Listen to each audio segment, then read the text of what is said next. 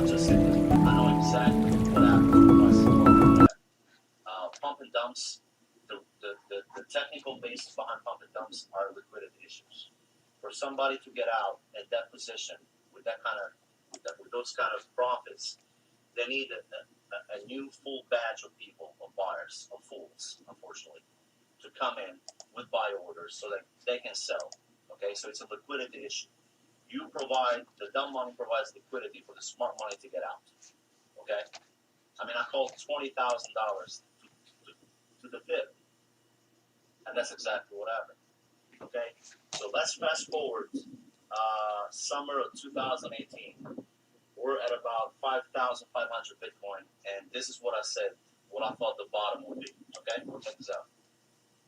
We are essentially carving out our C point. Where that exactly will be, we're gonna have to see.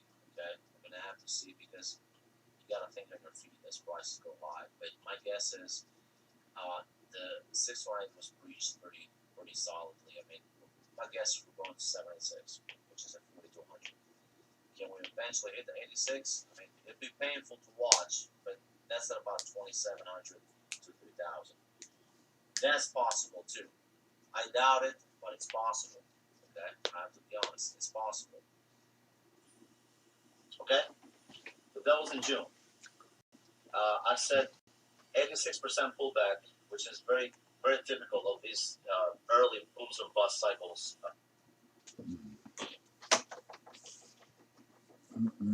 In 2019, we saw one of the strongest rebounds in crypto markets ever witnessed before in history, with Bitcoin rallying all the way from $3,000 to $14,000 in just 6 months.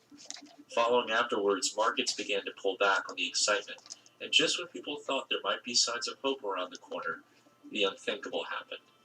A global pandemic struck financial markets, causing the greatest liquidity crisis in history and dragging Bitcoin's price down with it.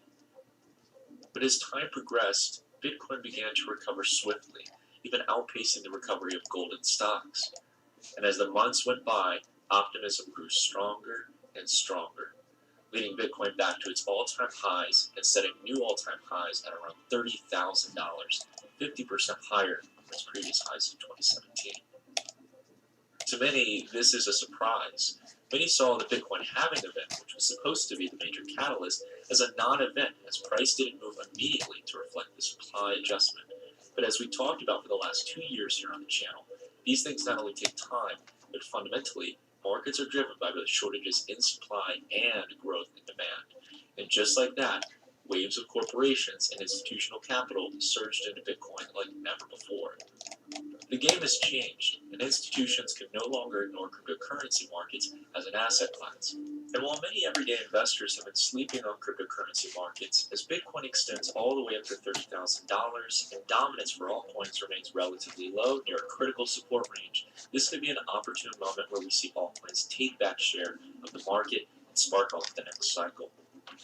Taking history